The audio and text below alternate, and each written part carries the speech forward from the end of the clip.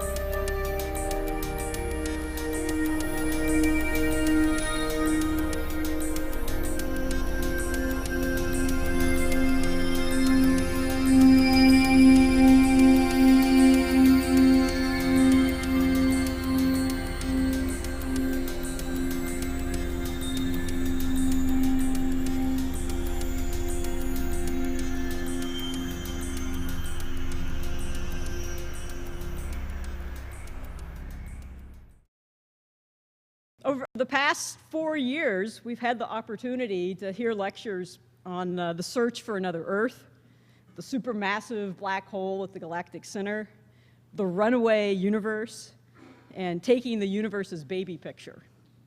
So tonight, thanks to the continued generous support from LCO-GTN, we bring you The Hidden Universe Revealed.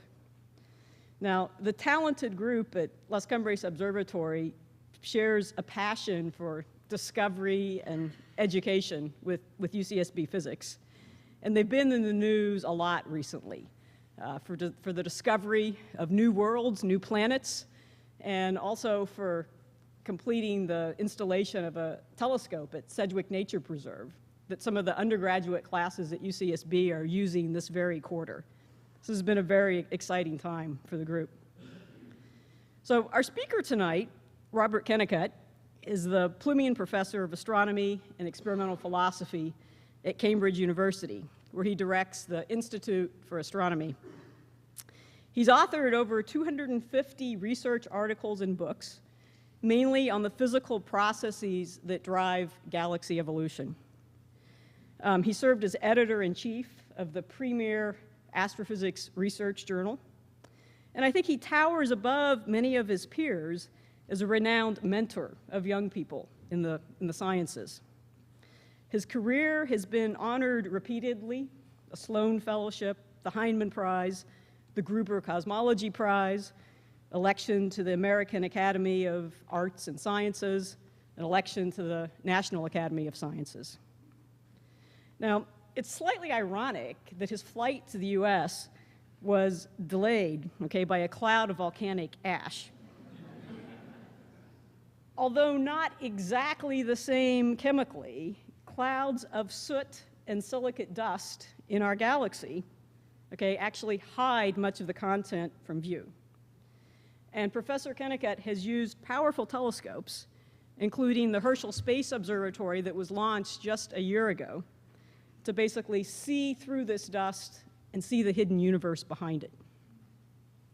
So tonight, he will share with us hot results on cool galaxies. Please welcome Professor Kennicutt. What I'd like to do tonight is maybe a slightly different approach of talk to some that you've heard. If you've been coming to these lectures regularly, you know that we live in an extraordinary age of discovery in astronomy at this beginning of this new millennium. Discoveries of new planets, recognition of dark energy, dark matter, and so on. And I really think, and many of my colleagues agree with me, that there's no exaggeration to say that the pace of discovery, the profundity of some of these discoveries rivals that of the Copernican revolution 300 to 400 years ago. But unlike that time, where the scientific revolution took place over a period of about 150 years, here the same pace is happening over 10 to 20 years. It's absolutely extraordinary.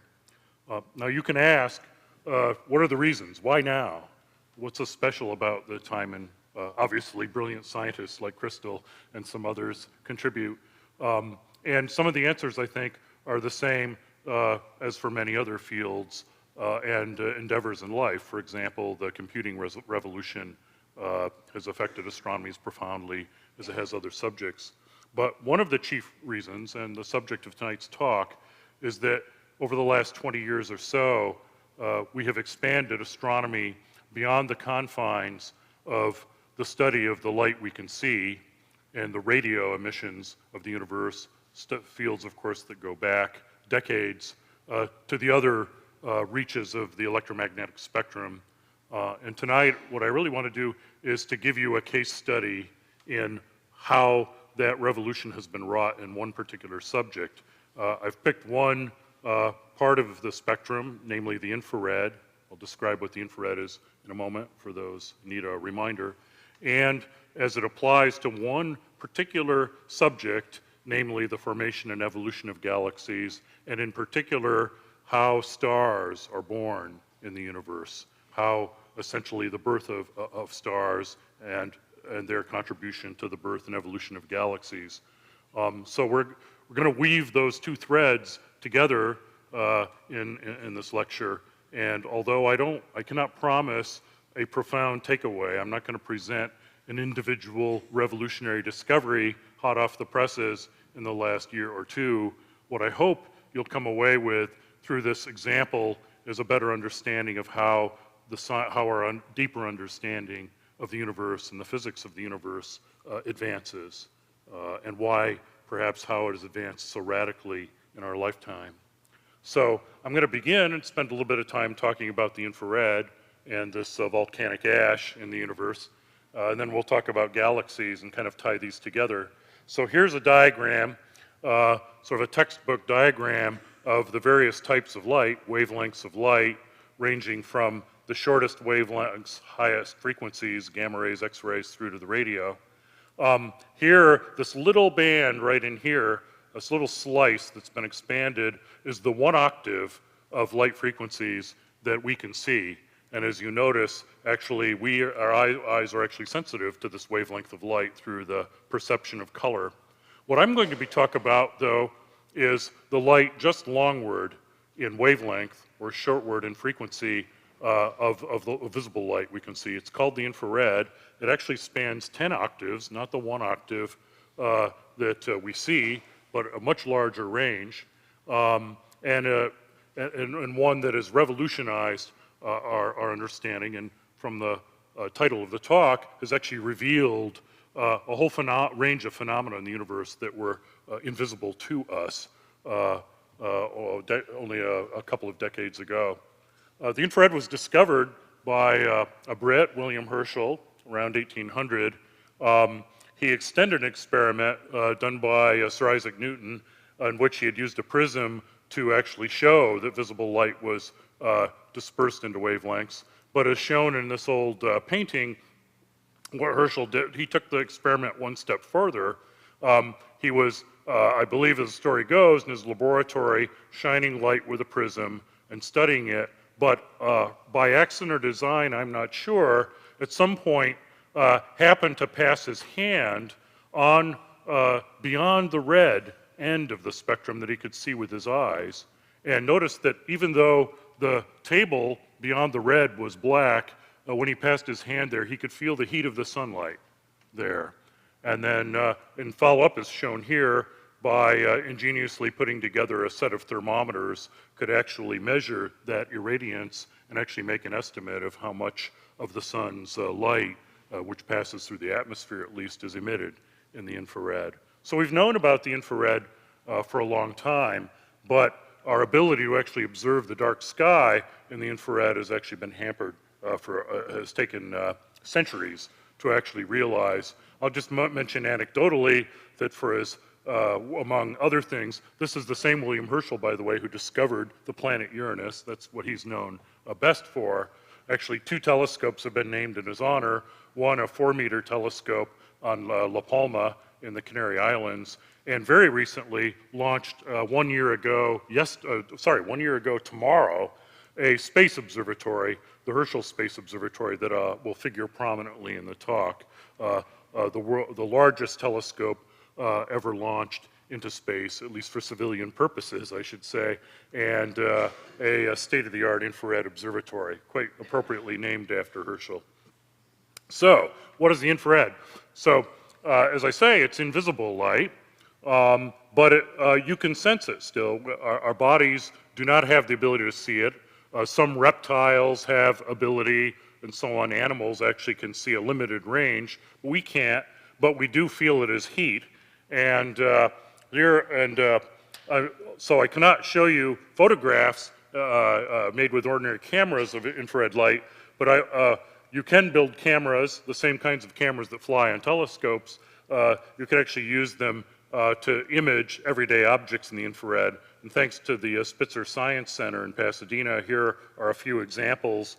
This is what people look like in the infrared. These are the same kinds of cameras that people use to conduct energy audits of houses. There's heat sensing devices. His eyes are dark because the sunglasses are opaque to infrared radiation, but people glow there.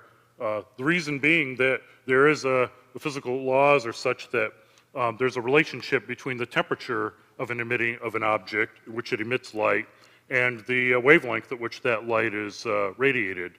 Visible light, as you see from looking into these light bulbs, is from objects with temperatures of thousands of degrees, but every object in the universe emits light at some wavelength, and it turns out for the infrared, that tends to be objects with temperatures from about 10 degrees above absolute zero through room temperature up to maybe 1,000 degrees. Here, we'll play a little quiz here. We'll start with an easy one. What are we looking at here in the infrared? I'll show you a visible photograph in a minute. All right, start with a really easy one, just like an exam, right? So there's just a hair dryer. So here's the hair dryer, and here's the air coming out of the hair dryer. Here's one you'll never get unless you've gone to the website. So here's the opposite. Here's a blank floor. Any idea? I'm going to show you the infrared image in a minute. Anyone want to make a guess? Yeah, I think I heard the answer maybe. It was footprints. So this was someone at the Science Center had a barefoot person stand on the floor for a few minutes, walk off. After the person had left, the footprints were left behind. So think of infrared as heat radiation, if you like. Now, why would so what is it that the infrared offers about studying any kind of object, whether it's here on the Earth or in the sky, that you cannot get with a visible wavelength telescope, like say one of Wayne's Rosing's telescopes at Las Cumbres, tuned to the visible light. And there are a couple of chief advantages, and one is summarized in this slide, and that is that the infrared has great penetrating power to see through particulate dust. Here is a very old picture, I think from the 1950s, of the San Jose Valley, basically Silicon Valley, as viewed from Lick Observatory, Mount Hamilton. You know it has to be the 50s because it doesn't look like this wild at all nowadays. But this was taken on a hazy day in yellow light, and when you look even in the near infrared, that haze goes away. The reason is that the wavelengths of light are larger than the particles of stuff that are making the haze, and so they shine right through it. And the same thing works. I'm now going to show you a couple of examples from astronomy of the same principle at work. This is a piece of the famous Orion Nebula, star-forming region, viewed in the visible. When you image the same area in the infrared, notice that here you see the beautiful nebula and a handful of stars, for example, the famous trapezium of stars. But from the visible image, you would have no idea that, in fact, lurking within this cloud is a cluster of another 1,000 stars. And when you go to the infrared, looking at a small region of this cluster, those stars appear. So penetrating power is one of the advantages. Here, I couldn't help, this is one of my favorite images. Oh, these talks are always an excuse to put up my favorite images. This is one that Andrea Getz may have shown in her talk. It's a photograph of the Milky Way, imaged from Cerro Pachon in Chile, and you see the you notice the stars in the Milky Way, but this crisscrossed dust. Before you ask, yes, this is a laser being shot out of this telescope for adaptive optics guiding, but the main point is to show you that the Milky Way is crisscrossed with material. At first glance, this looks like holes in the galaxy, places where there are no stars, but no, it's quite the opposite. In fact, it's very dense and thick clouds of gas which have embedded within them dust. In studying even our own galaxy, this dust almost completely compromises our ability to map the true shape of the Milky Way and its extent, or even to see its center. In fact, this is an all-sky, this is a fisheye lens composite image of the Milky Way wrapping around the entire sky.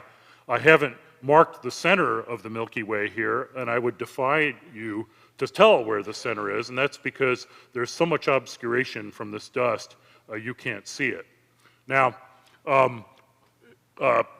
you might think that interstellar space, being a near vacuum, actually would not be very opaque to dust, but in fact, the concentration of dust in interstellar space is absolutely enormous by any ground-based standards. Indeed, the gas itself and the dust that's mixed with it is at very low pressure, but when you look through trillions of miles of the stuff, as you are in this image, it becomes very dark.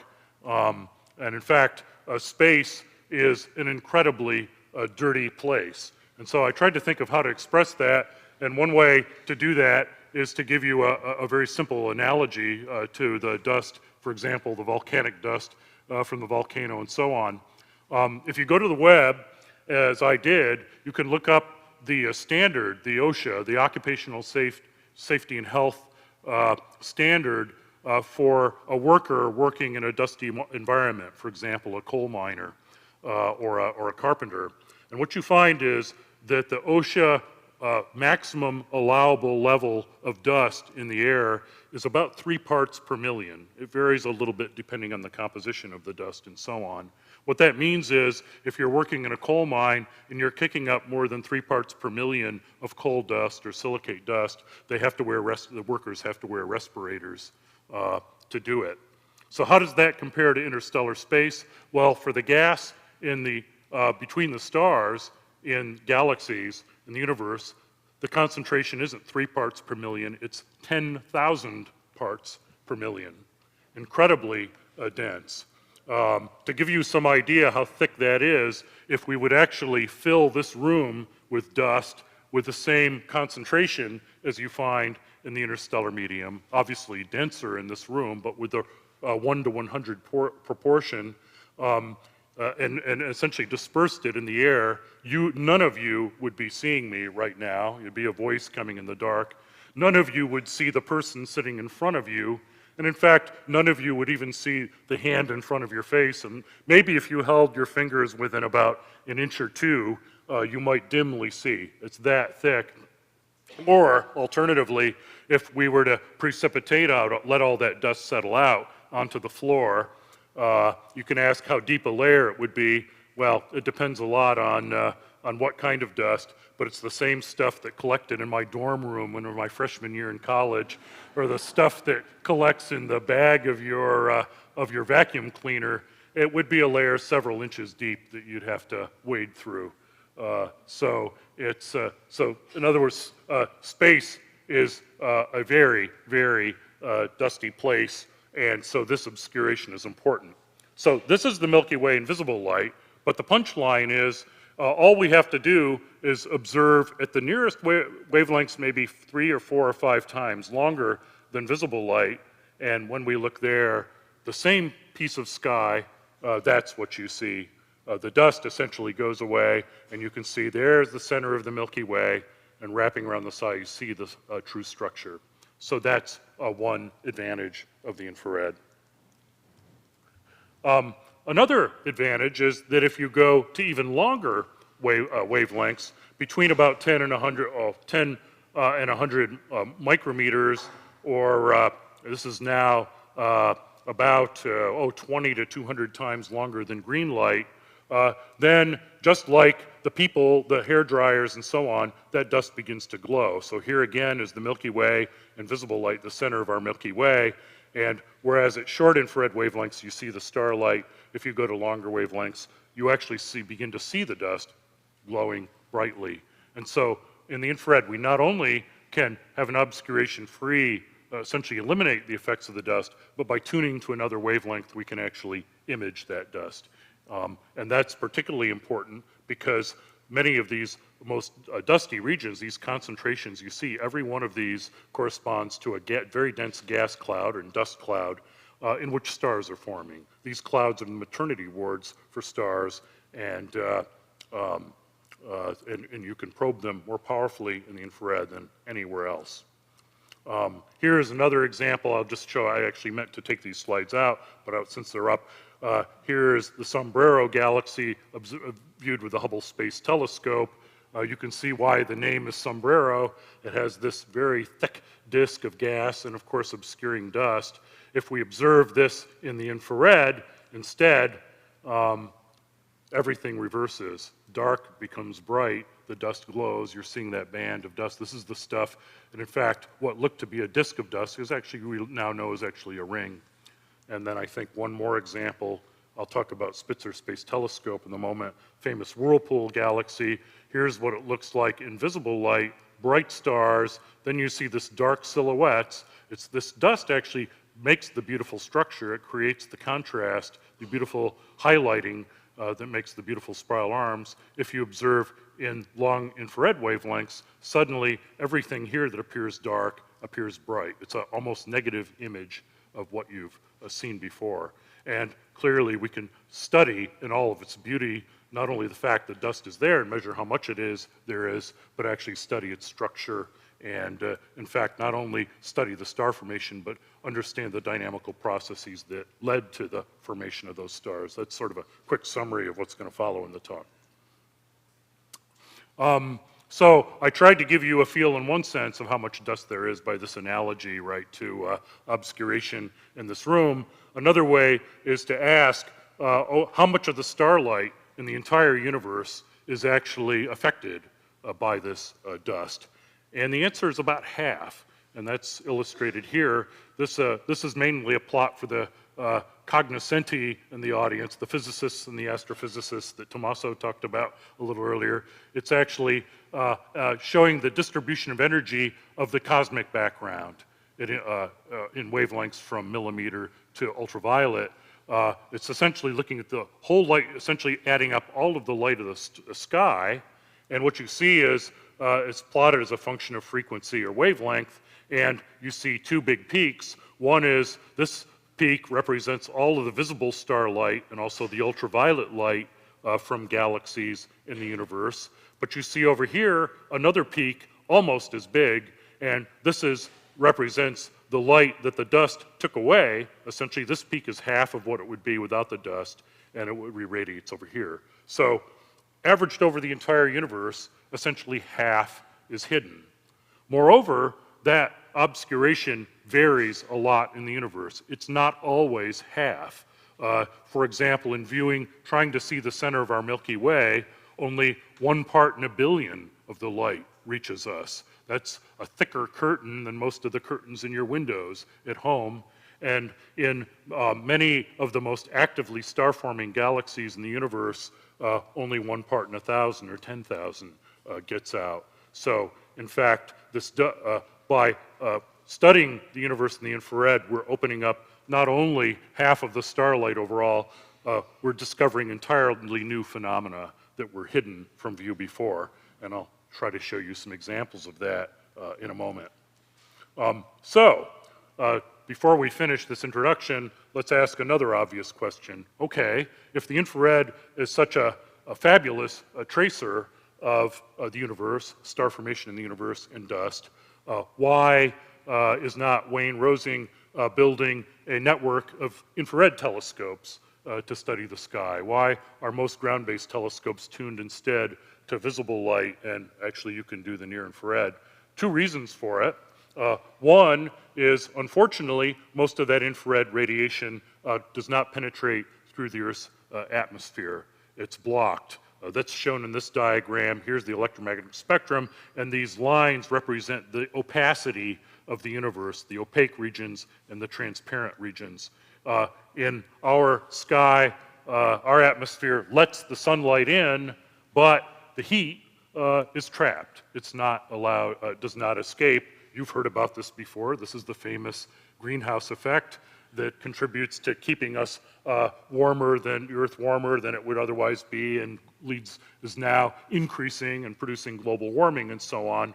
The greenhouse effect is the trapping of the heat from the ground by our atmosphere, but by the same token, that same trapping process prevents light from beyond the Earth, infrared light from objects beyond the Earth from passing through the atmosphere. So even without any other problems, it's extremely difficult to observe the sky infrared wavelengths. But that's only, you see, problem number one. That actually pales in comparison to problem two. And so even for the few smidgens of wavelength frequency ranges that do penetrate the atmosphere, it's still extremely difficult to observe the universe at these wavelengths. And it's because not only does not much light get through the atmosphere, but everything around you on the ground is at room temperature is glowing brightly in the infrared. Now, I know of no astronomers would bring a hairdryer into an observatory dome, but the astronomer glows, if their feet glow, I guess you could deal with that. But the dome glows. These are all infrared heat images.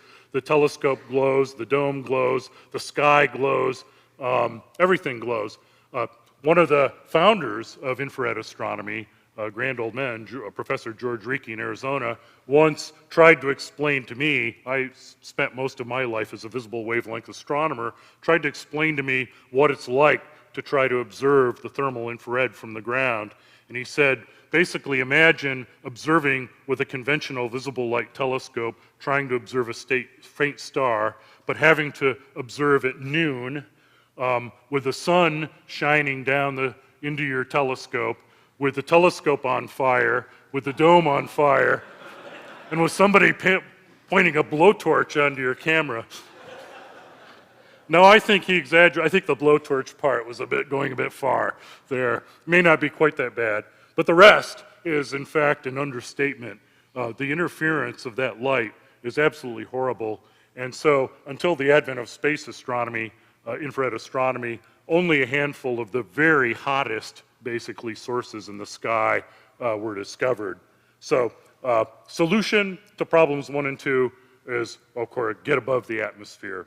And so most of the progress in this field has been thanks to a whole armada of infrared telescopes. Here are 4 that I'm not going to talk about much. These 3 all have conducted or are conducting IRAS, ACARI, and WISE all-sky surveys in the infrared. And then a decade ago, the ISO mission from Europe began making images, resolved images, for the first time. But the field, the real revolution in the field has come and is coming as we speak from 2 great observatories. The Spitzer Space Telescope is one of the 4 NASA great observatories, like the Hubble Space Telescope. It's a rather small telescope, about 80 centimeters, about 30-inch mirror across, but it's in orbit around the sun, away from the Earth, and with a very ingenious cooling system that, for the first 6 years of its life, kept the telescope operating at a temperature of only 5 degrees Kelvin, 5 degrees centigrade, above absolute zero, about minus 400 and minus 440 or so Fahrenheit. It is now warmed up. It's run out of cryogen, but it's still taking data in a warm phase, named after Professor Lyman Spitzer from Princeton University. And as I mentioned earlier, just on a year ago tomorrow, the European Space Agency launched the Herschel Space Observatory. This telescope has a 3.5 meter mirror, about 140 inches across. As I said earlier, at least the press releases say, the largest telescope looking away from the Earth that's ever been launched, and designed to look at infrared wavelengths that are actually longer. Spitzer operates from wavelengths, as you saw in the last slide, from about 3 microns to 160 micrometers, and Herschel essentially takes over where Spitzer left off. And because it's a larger mirror, it can make sharper images at any one given wavelength. So I'll show you results from both. Now, I want to spend most of the second half of the talk talking about Spitzer and Herschel observations of galaxies and what we've learned from them, and as well as from IRAS and so on, the missions before. But I thought I would share a few pretty pictures from Spitzer and Herschel of other objects to just give you a taste of the diversity of science that you can do. So, for example, this is an image with here above with the Spitzer Space Telescope, and below invisible wavelengths of a star-forming cloud in the galaxy. As you see, IC 1396. Invisible wavelengths that appears as a very dark cloud.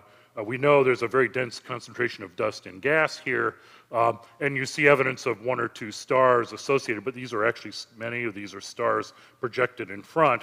When you image the same region in the infrared, again, all of this dark material becomes bright. You're seeing the glowing dust, and lo and behold, you see a whole set now of stars, and these are actually protostars. Nearly every one is a star and probably a solar system in the process of forming. I won't say much more. It's sort of just an example, but it gives you a taste of the power of these instruments. Here is one of the latest images from Herschel. I have to say I was handicapped in preparing this talk because nearly all of the beautiful images that Herschel has taken in the roughly last 6 months since it began regular observations were embargoed until late Thursday last week. So I've just been able to pull a few slides to show you, but this is an image of the southern Milky Way, basically in the constellation of the Southern Cross. And what you're seeing is essentially the interstellar medium. It's a complex of star-forming clouds.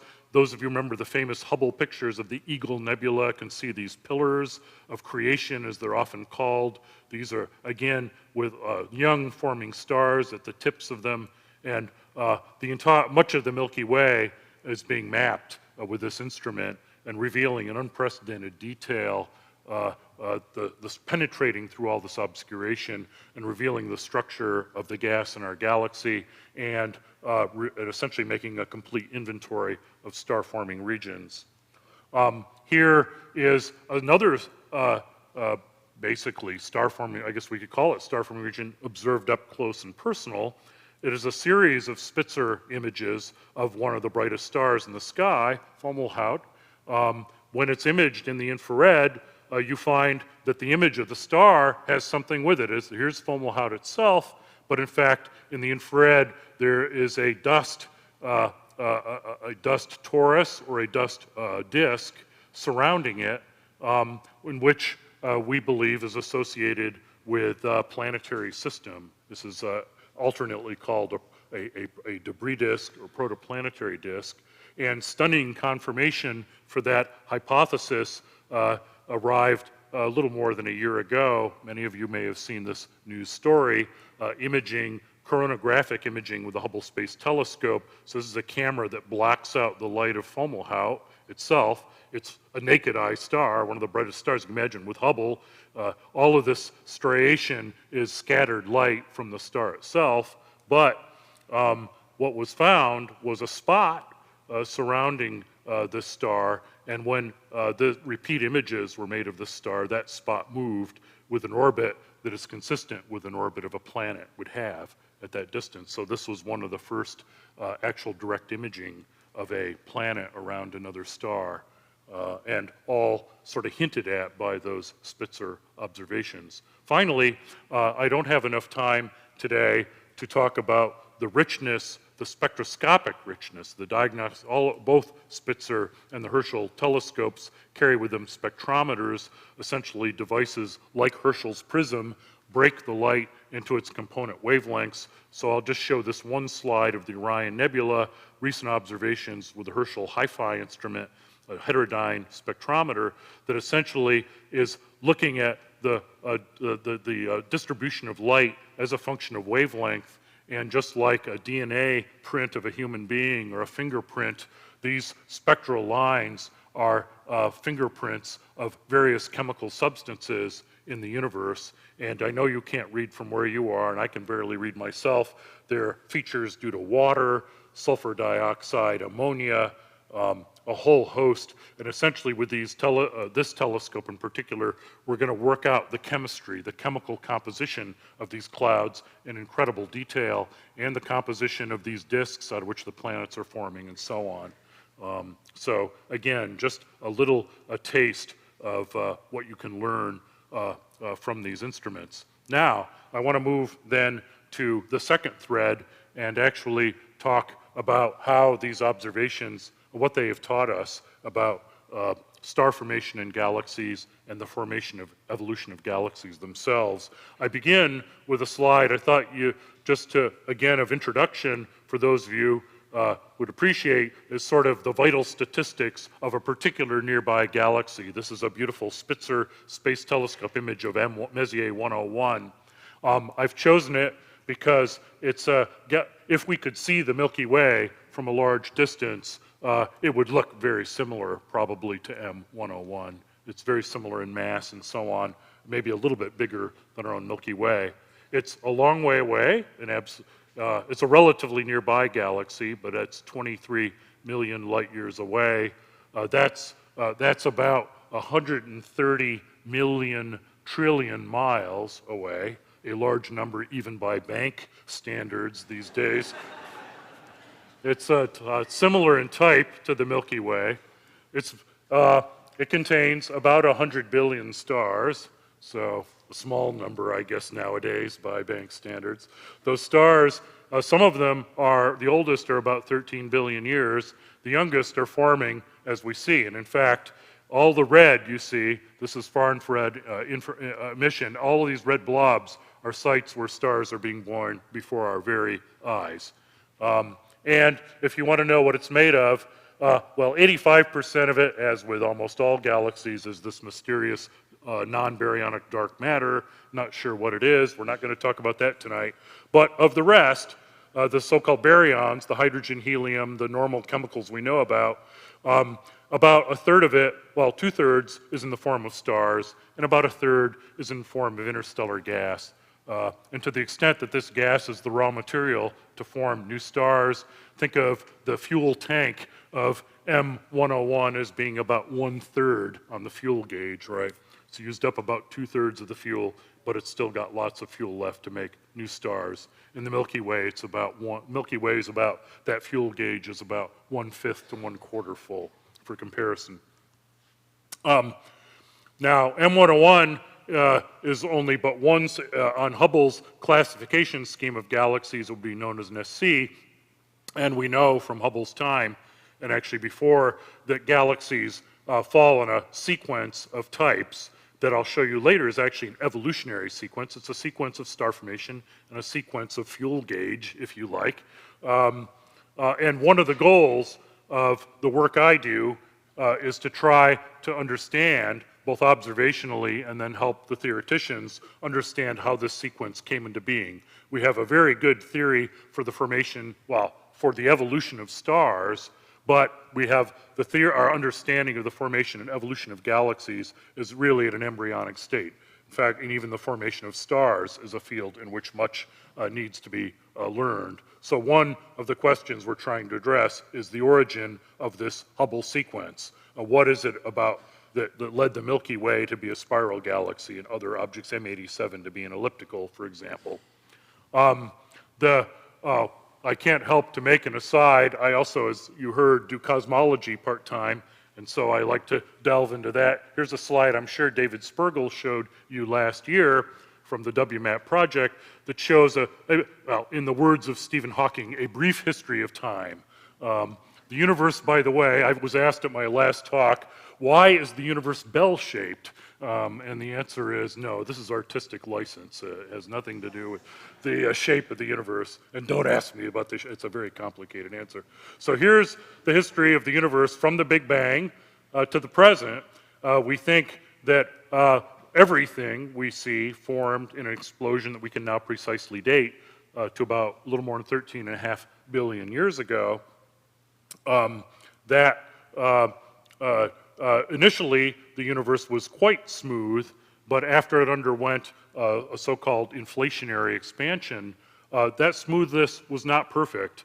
There were slight imperfections in the smoothness of the gas. It was all gas, essentially elementary particles at that time, and there were slight variations in density just due to the quantum nature of the universe. And over time, because the little denser regions have a little more gravity than their neighbors, they gradually accreted material from around them and grew, first very slightly. We think that, and we have verified that, of course, with the famous images of the cosmic microwave background that David showed you, which actually showed the state of these fluctuations in cosmic sound waves about a little less than 500,000 years after the Big Bang. We think, but have not yet observed, that the nuggets, the first seeds of today's galaxies, probably formed, within a few 100 million years after the Big Bang, during a period that's called the Dark Ages, where the universe was opaque.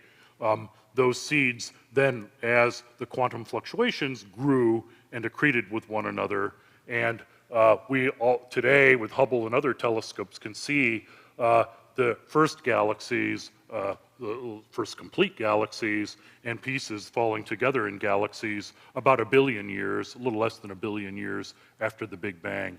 And then the structure grew after that. This would be another talk, and I can't really belabor this. This evolution, much of it can be simulated nowadays on supercomputers, and the progress in the subject has been stunning. And in one particular instance, to me, remarkable, and that is these simulations of this condensation of material in the universe beautifully reproduces the filamentary distribution of galaxies in the universe. This is a time lapse showing a very large region of a universe containing millions of galaxies. And so you're just seeing the distribution of the galaxies themselves and the gas between the galaxies in the universe, so-called large-scale structure. But what, to me, has been amazing, and I'd say a very slow epiphany for me, is that those same cosmological simulations that can reproduce the structure of the universe, if you zoom in on them, on small regions, actually produce objects with about the right masses and about the right sizes, well, the right masses at least, of galaxies today. In other words, a byproduct of this theory of inflationary cosmology is that you get, as an added benefit, the foundation of a theory for galaxy evolution, in particular the properties of dark matter in galaxies. But it's not perfect. Although it produces galaxies in about the right numbers and the right distribution, right distribution of masses, and so on, there's yet to be a simulation that I believe that can make something that looks like M101 or this. And the reason is that building a galaxy is a lot more complicated than gravitational attraction of dark matter. The gas has to condense, the gas has to cool, the gas has to form into stars. Those stars, many of them blow up, eject energy back into the galaxy, disperse the star formation, and so on and so forth. And this whole area sometimes falls under the term gastrophysics. My French colleagues abhor this term. Once again, the English, the Brits, and the Americans are stealing gastronomy from them. This has nothing to do with digestion. It has to do with the gas processes that make galaxies. But this is the cutting edge of the subject. It's the subject I work on and I'm happy to say that the astronomy astrophysics group at University of California, Santa Barbara is at the cutting edge as well. It's one of the world-class groups, several people, including Crystal, who are studying these things. So what I'd like to do in the rest of the talk is try to give you some sense on how infrared observations in particular, when combined with others, can give you some clues into this largely unsolved problem. So what follows is basically a progress report. The subject is advanced tremendously, not only, from the advances of the Spitzer Space Telescope, but also with measurements in the ultraviolet, large ground-based surveys like Sloan, so on and so forth. And the progress, as with much of the rest of astronomy, has been utterly astounding in the last few years. The work, my connection over the last decade is largely, although I was brought up as a visible wavelength astronomer, I was given a battlefield promotion about 10 years and have been leading to actually 3 large collaborations on the Spitzer and Herschel space telescopes. Many of the pictures you've been seeing come from a Spitzer survey called the SING survey. This was essentially a survey of 75 galaxies in our nearby universe, covering the full range of properties, measuring them not only in the infrared, but also the ultraviolet, X-rays, radio, and so on, to try to quantify the star formation properties and the dust, the dust and gas properties of these objects. So a little advertisement. This actually comes from a 3x4 poster, which we still can probably fetch up some extra copies of. The extension to this project is a survey called Kingfish on the Herschel Space Observatory. It's observing essentially the same galaxies, but with much higher spatial resolution in the far infrared.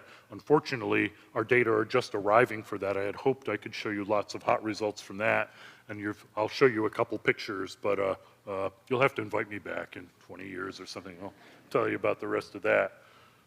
Okay, so what do you learn? One way, so I want to give you a little better feel of what you can learn from galaxies in the infrared. And I think one way to do that is actually show you images of galaxies taken at different infrared wavelengths. As I said at the beginning of the talk, the range, the wavelength range in the infrared is much larger than the visible, 10 octaves instead of 1, a factor of basically 1,000 in wavelength. And what that means is there's not one kind of infrared radiation. The different parts of the infrared actually carry very different kinds of information. And when you make images or take spectra of galaxies or stars in those different wavelength regions, you see completely different things. And I'm going to show you that in a minute. And just let me bring this I'm going to actually show you images of M81, another favorite amateur galaxy. First in the near infrared part, wavelengths of a few micrometers. Then I'll show you a wavelength of 8 micrometers, and then the so-called far infrared. I'll show you a couple images there. As you notice, what this shows is for one of our galaxies, not one of our, M82, shows you what the infrared energy of that galaxy looks like. And you notice there's several features. There's sort of this declining region of the spectrum. Here, most of the light is dominated by stars.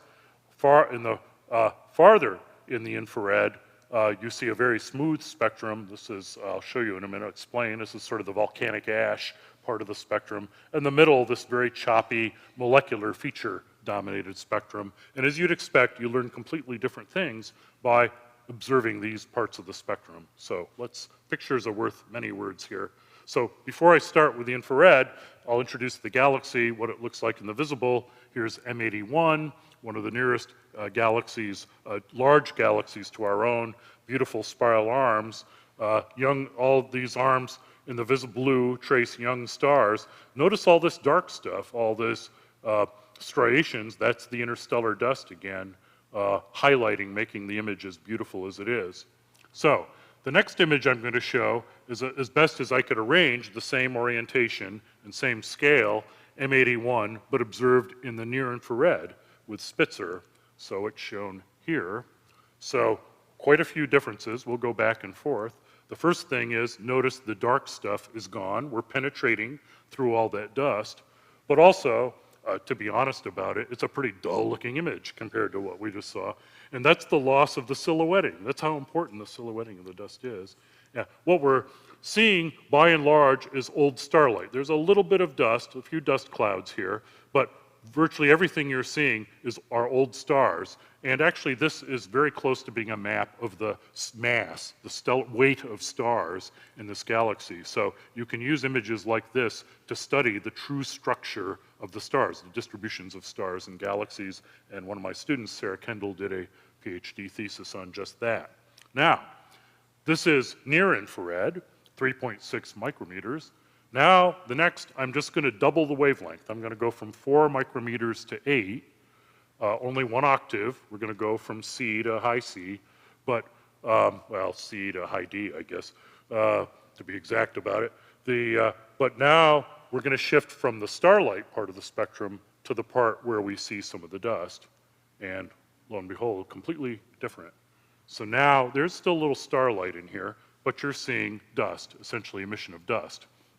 Now, just as different regions of the spectrum have very different character, it turns out that depending on where you look in the infrared, even in the dust, you see different kinds of dust. So, in fact, this is the part of the spectrum where the emission is dominated by molecular bands, and we now know that this emission is from a class of molecules called polycyclic aromatic hydrocarbons. Let me show you a chemist's diagram. Here are examples of those molecules. They're very small hydrocarbon chains, benzene, things like that. There are lots of PAHs in your everyday life. The gunk that comes out of the tailpipe of your car, if you haven't had it tuned up in a while and your catalytic converter isn't doing so well, is PAH. If you have a fireplace and you periodically have to, or backyard barbecue, and you have to scrape the black stuff off the side, that's PAH. So I will use the term gunk just because it's easier to pronounce than that. I may occasionally lapse into PAH, but this stuff's very black, and it absorbs about a third, represents up to a third of the infrared light. So this stuff, although these are little tiny little molecules, they are very absorbent in the universe. If I go a factor of 3 longer in wavelength in infrared, you see now it looks kind of the same, but suddenly the appearance is quite different. Let's go back to the green again. So this is 8 microns dust, and then if you go 3 times longer wavelength, this is still dust emission, but obviously the structure is completely different. Unlike all that filamentary material, there's still filamentary emission, but now you see all these knots. And every one of these knots is a region in which stars are forming. And this is another type of dust. This is the emission of, makes up most of the weight of the dust, most of that 1 part in 100 is, and these are, this dust we think is just a lot like dust here on Earth, silicates, maybe some ices, so on. And this makes up the bulk of the emission, and it is the light in this far infrared that is the primary tracer of star formation. Now, I would love to show you a Spitzer image now going even longer in wavelength to see if it changes further. I will show you that, but unfortunately, what you see is the last image was at 24 microns. Here is Spitzer images of M81 at 70 and 160 microns, and it all goes fuzzy on us. And that's because it's only an 80 centimeter telescope. These are very long waves of light, and this is diffraction limited. It's as good an image as you can make with Spitzer. So in terms of the science we did, we made relatively little use of these images, at least for looking at the structure of galaxies. However, to the rescue has come the Herschel Space Observatory. Sorry, I can't show you the M81 image yet. The comparable has not released yet, but this is the Whirlpool Nebula observed at the same wavelengths as these 2 images of M81. And what you see is because the Herschel mirror is 4 times larger at any one frequency or wavelength, it makes images 4 times sharper. And in fact, you see even more segregation into star-forming clouds. So at these long wavelengths, so we can study at one time not only the star formation itself, the dust heated by young stars, and measure the number of young stars. But we can study the gas, by comparing wavelengths, actually study the gas out of which the stars are made as well. Okay, so enough of the introduction. For the last part of the talk now, I'd like to narrow in from this sort of broad introduction and give you some sense of what we have learned, kind of jump forward without the intermediate steps, and talk about how these observations have enriched our understanding of how stars form in the universe.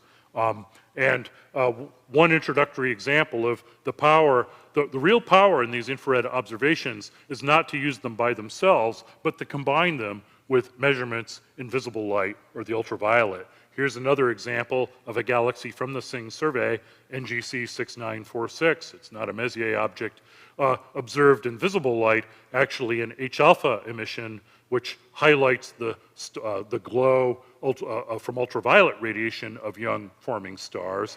That gives us a measure of the star formation that is not blocked by dust. But in this galaxy, dust absorbs about 80% of the young starlight, but you observe the same in the infrared, and you pick up the energy that was lost. So the idea is neither of these approaches alone will give you a complete picture of the star formation. The dust absorbs some of the starlight, but not all of it. But if you can combine the two in together in various combinations, you actually get a complete inventory for the first time in star formation. This is a subject I've worked on for 25 years, and I can literally say that until about 2 years ago, our inventories of how many stars are forming in these galaxies, at best, were accurate to factors of 2 or 3, often inaccurate in factors of 10 or worse. Now, by combining, removing this effect of dust, we can get precisions of tens of percent, 10%, 15%, which for astronomers, it may not sound good to you, but for astronomy is fabulously precise. Again, for the cognoscenti, Wayne Rosing told me to challenge the audience with a few hardcore astrophysical journal plots that I will do, Wayne. I will quiz you afterwards. This is just a quantitative illustration of this. These are star formation, measuring the number of young stars forming in these galaxies. Sorry for the incoherent labels. This is measured from H-alpha, corrected for the effects of dust using other techniques, compared in the upper panels with estimates of how many stars were forming from the infrared by itself. Here, the gunk, 8 microns. Here, the 24 microns, the big volcano dust grains. You can see that you compare the two techniques, corrected visible and infrared, that there's good correlation by and large, but the dispersion is very large. This scale is logarithmic, so the average error is about a factor of 5, and there are individual galaxies where the dust underestimates the amount of star formation by a factor of 100. So not terribly precise, a little bit better in the larger dust emission. But when you combine the two, you can calibrate mechanisms to combine the two, and in fact, that dispersion drops from factors of 5 to something like, in this case, about plus or minus 25%. And in fact, this was a sample of objects that was sort of the worst cases, and if you do a large sample of normal galaxies, in fact, the precision is more like 10%. So for the first time, we have precise tools with which we can unravel this story of star formation in galaxies. Now, when you do that, what do you learn? Well, what we find is there's a tremendous diversity of star-forming properties. I'll show you a plot of that a little bit later. But basically, in a nutshell, what we see are two different types of star-forming galaxies, radically different properties. One are normal galaxies like our own M51 and M101 that I'll describe first. And then there's a whole new class of so-called starburst galaxies, including the extreme examples only discovered recently in the infrared that are completely different and hold, the normal galaxies hold the key to understanding the evolution of galaxies. The second class, starbursts, hold the key probably to understanding the formation and violent evolution of galaxies. So here are infrared images of 4 galaxies from the left end of Hubble's tuning fork to the other. When you look at elliptical galaxies, actually they aren't forming many stars at all. And as you go along the spiral sequence, what you find is the more gas-rich, smaller bulge you are, the more star formation you see. This had been seen first actually at other wavelengths, but we can now quantify these trends much better with the addition of the infrared. Here again, for those who gluttons for punishment, is an a monthly notices of the Royal Astronomical Society plot. It shows actually for several hundred nearby galaxies how the star formation rate normalized to the mass of the galaxy, relative star formation changes with the brightness. And as galaxies get more massive and brighter, they're actually efficient forming stars less efficiently today. And you can make the same comparison of the gas supply. You can measure how much, essentially the size of the fuel tank of cold gas. And what you find is all of the trends you see in star formation actually are mirrored in gas supply. In fact, it's this correlation that is causing this one. May seem obvious, but actually needed to be demonstrated in a quantitative way. So that's, I'm skipping through because that's kind of old news from building up over the last 20 years or so. But what was exciting was the recognition in the last decade to 2 decades of, in fact, a much more violent class of star-forming phenomena.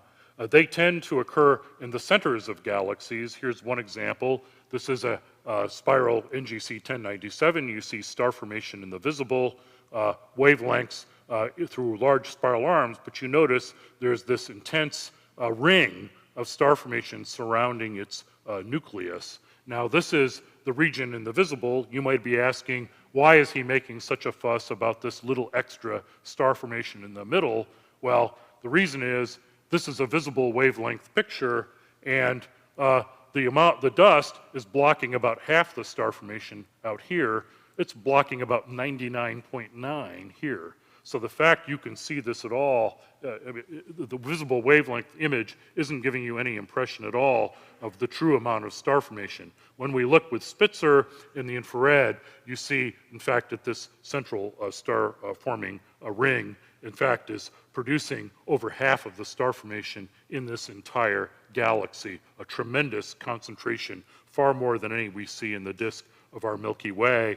And just to show you, here are some recent results just off the presses posted today, in fact, from our Herschel project. We even get sharper images in Herschel, and just trying to understand the physical conditions that have, essentially what's happened is this bar in the galaxy has driven a large amount of gas in the center, and it's a very intense and prolonged episode of star formation. So this is an example of this second circumnuclear mode, but it is only the tip of the iceberg of that phenomenology. In fact, the most spectacular examples of these central so-called starbursts occur in regions of gas that are so dense that you see essentially none of it in the visible, and it was only with the advent of infrared observations that we discovered these spectacular regions. And the prototype is actually a companion to M81. This is M82, a wide field visible light image. Here's M82 in the visible. When you look at it up close, and the image in the visible, you can see something's happened to this galaxy. It just doesn't look right. And you see lots of dust, but you don't see anything special going on in the center. However, when you image it with the Spitzer Space Telescope, you discover an extraordinary, in fact, a galaxy which in the infrared is one of the brightest objects in the sky, rivaling the planet Jupiter and many solar system objects. In fact, this object, the M82, is so bright in the infrared, it was actually discovered first from ground-based telescopes, despite the blowtorch and all that. You could see it through there. So what's going on here? Here is a cleaned up Spitzer image. Now, there is an intense concentration of star formation within the inner 1,000 light years or so. It's forming as many stars as the entire Milky Way, in a size, the region of one large star-forming region itself in the Milky Way. Something has happened to concentrate gas in its center. All of this stuff, this is gunk. This is the pH dust from gas that is being ejected, blown out. The star formation is so intense that the supernovae, the exploding stars, are actually blowing the gas out of this galaxy, probably with enough speed for it to escape into intergalactic space. The subject is Crystal Martin's one of the world's experts on this subject, to the extent that these PAHs are smoke contains lots of PAHs. The press release that went along with this talked about pall of smoke rising out of a starburst galaxy. It is an accurate analogy. When you combine that information with X-ray observations, you find the Spitzer observations here on red. This is also comparing with X-ray mapping from the Chandra Space Observatory. Chandra is sensitive to gas at temperatures of 1,000,000 degrees or higher. What you find is essentially this interstellar dust is part of an incredible outflow of gas blowing out. And this is an example of what we call an infrared luminous galaxy, and an extreme type of star formation you do not see in the disks of Milky Way or normal galaxies. There are even more, here are two examples of even more extreme objects, the same kind of processes as are going on in M82, but scaled up. In ARP-220, the NGC 6240, the amount of power we're seeing corresponds to about up to 1,000 stars like the sun forming every year. In the Milky Way, about 2 stars like the sun form every year. These are hundreds of times more stars forming, and forming in incredibly compact regions.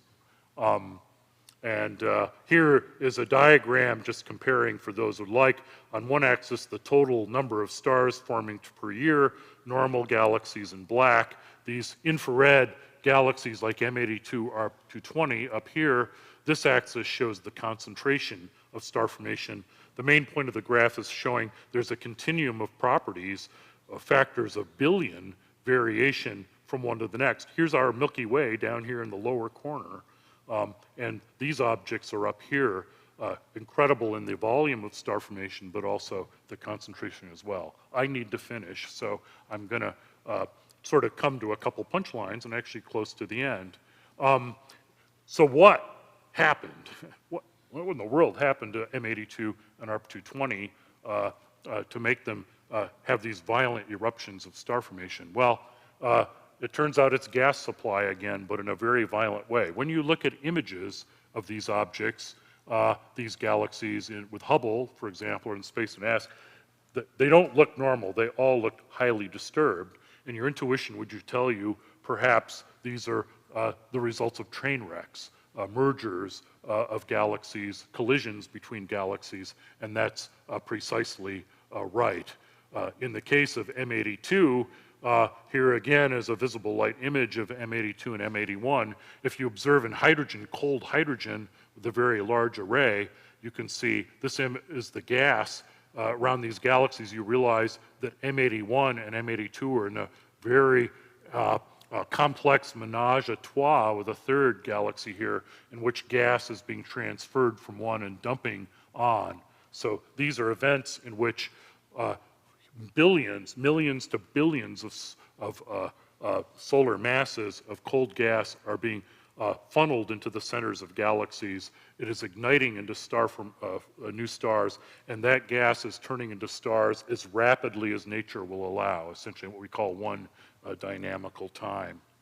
The reason this is exciting is the kind of processes we're seeing in these merging galaxies is very reminiscent, both visually and physically, quantitatively, to what you see all the time in the most distant universe. This is images from the deepest image of the sky at visible wavelengths ever obtained, the Hubble Ultra Deep Field, showing galaxies as they were several billion years ago. And you find at the highest redshift, the most distant galaxies, these sorts of normal galaxies go away, and everything looks merging and peculiar. To some extent, the objects we've been talking about are Rosetta Stones for the early evolution of our own Milky Way and other galaxies. So what does the infrared offer here? Well, it turns out that there's a relation I will show you in a moment that bears my name, which shows that the strongest star formation is associated with the densest concentrations of gas and the densest concentrations of dust. So by their very nature, these starbursts will be invisible. And so if you want to get the complete picture in the high-redshift universe, the infrared becomes even more important. The problem has been, until the advent of Spitzer and Herschel, it was very difficult to observe this very high redshift universe with the same fidelity in the infrared and submillimeter as you could in visible light. So here is a Hubble image of the first deep field. Here is the same region observed in the redshifted infrared with a ground-based instrument, a scuba telescope, whereas there were 3,000 galaxies detected in this image. There were only 3 with any confidence in this state-of-the-art, which was until recently a state-of-the-art ground-based image. However, in the last 6 months, since Herschel trained its eyes on the sky, here is the same region of sky imaged there. As said by the members of this team from the Hermes project, in the first week of observing of Herschel, the number of galaxies in the universe known and measured in the redshifted far infrared increased from about 300 to 30,000. And there will be hundreds of thousands observed. So what we are seeing here is essentially we are now able to match up on a galaxy by galaxy basis these high redshift objects we see in the visible and ultraviolet with the dust emission, and we're finding that most of their energy, in fact, is coming out in the dust. I think I'll skip that and go on. Let me summarize and wrap up. So if putting all these things together, what has this taught us about the history of galaxies, the history of the Hubble sequence? I've sort of illustrated here with Spitzer images how star formation changes along the Hubble sequence, and using the size of the galaxy to denote the amount of star formation, sort of in a graphical way. And you see in the present day universe today, Hubble's sequence is a sequence of the rate at which new stars are being born, with the farther you go on the right, the more stars are formed. You can ask, suppose we looked, and so suppose there were an Edwin Hubble around 8 billion years or 12, maybe 10 billion years ago, what would he have classified the Hubble sequence like then? Here, schematically, is what the tuning fork would have looked like 10 billion years ago. The elliptical galaxies today, which are dead, red and dead, not forming any stars to speak of, would be the brightest objects in the universe at that time, forming nearly all of their stars. And in fact, the whole tuning fork, evolutionary nature of the tuning fork, reverses itself. This is a process, manifestation, what we call downsizing, that although these galaxies, late-type galaxies today, have these are the Priuses of the world and the Volkswagens. They have the most full fuel tanks. These are basically the Hummers of the galaxy world. And of course, if you look back in time, they were very profligate and they were actually more efficient in making stars in the past. We'll skip there. Finally, a little advert. Is there a way you can understand this incredible diversity?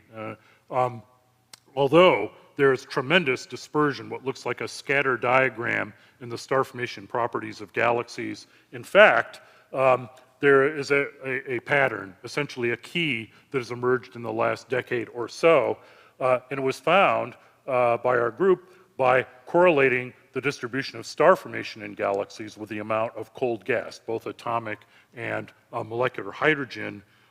If you take the same galaxies that were in this last diagram and correlate this star formation intensity with the actual density of gas, what you see is a beautiful correlation emerges, connecting the normal galaxies, the galaxies like the Milky Way, with the ARP-220s and M82s and the Starbursts, and those nuclear rings. In fact, there's one physical sort of mechanism that connects them that is remarkably simple. It's the concentration, not the amount of gas, but the concentration of gas influences the concentration of star formation in a very simple way. It's not a one-to-one proportionality. In fact, you compress, it's a power law with about a 1.5 power. You compress the gas a little bit, you get much more star formation as a result. And in fact, you can use these kinds of prescriptions to try to understand theoretically and model the evolution of galaxies. This is known through no work of mine, I'm sorry, as Kennicutt-Schmidt law, meaning, not my idea. The idea of doing this was my idea. The idea of naming it that was not mine whatsoever. So we're left, finally wrapped, to conclude. Here was the list of questions. I have to say, really, building a theory of galaxy evolution and answering these questions is a task for the next generation of astronomers. It will take a couple of decades, but I hope you can see we have made some significant progress. And that progress will continue unabated in the next decade.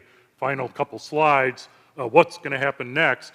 The next big observatory that will attack this problem is the James Webb Space Telescope. It is a 6.5 meter telescope, such a big mirror it has to deploy in space, unfold, that will have sharper, 10 times sharper images, than the Hubble Space Telescope in the infrared, and is optimized for the near infrared. And it has many missions. One of the primary ones is that we want to study the first generation. We want to find those first nuggets of seeds of galaxies.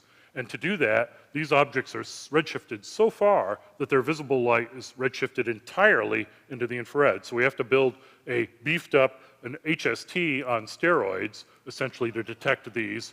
And that's what JWST will do. It will also carry a camera with a similar wavelength sensitivity to Spitzer. So it will actually make exquisitely high-resolution images of these distant dust in nearby galaxies, distant galaxies, and even individual star-forming clouds. Finally, the companion to study actually the dust emission fully from these very, very high redshift objects will require going to the sub-millimeter part of the spectrum, the infrared redshifts, even out the dust emission redshifts out of the infrared, and there's array, the Atacama Large Millimeter Array. I should say both of these facilities, JWST, almost should be ready, fully operational, we hope, in the 2014 timeframe, and it will take images with sharpness comparable to or better than Hubble and JWST, but of the dust emission. So we will have, be able to apply this whole technique there. So that is the case study. I apologize in the outset. I have stopped looking at my watch. I think I've gone a few minutes over what the guideline, but I hope for the trouble you have a little bit better feeling of what opening our eyes to the heat of the universe reveals, and a sense of where we are going towards answering one of the truly profound unsolved questions in astronomy, namely the formation and evolution of the largest structures in the universe. Thank you very much.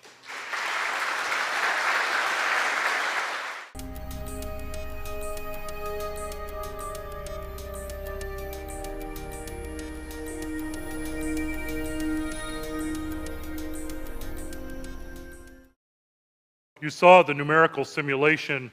This was the showing the development of structure in the universe and the development of these structures. And I have to say, I've never found a perfectly good, accurate, intuitive explanation for it, but it has to do with the combination. You could imagine if you lived in a static universe and as material collapsed, it would collapse and form round blobs. But you have to remember that the whole universe is expanding. In fact, it's first expanding and slowing down, then it speeds up after that. And it's the combination of the expansion of the universe on large scales with the local gravitational condensation is part. It's also influenced by the nature of the fluctuations. I talked about quantum fluctuations in density. Those initial density, those fluctuations aren't all the same size. And in fact, the theory predicts essentially waves of wave spectrum with a very precise shape. And it's actually the variations of the size between the large wiggles and the small wiggles that sort of combine to do that. I suspect Lars Bildsten, one of the theoreticians in the room, could do a better job than that, but I think I got the essence of it. The question was, what is the density of gas between galaxies? First of all, I should probably give you a feeling for density of gas even within the galaxy. I don't think I did that. Through the Milky Way, between the stars, a good average value is one atom per cubic centimeter. So it's actually better than a laboratory vacuum, but there's lots of centimeters, of course. Between the galaxies, the densities are much lower, but not zero. In fact, the gas pretty much, we think, condenses into those filaments. Those follows the dark matter filaments that you saw, filamentary structure.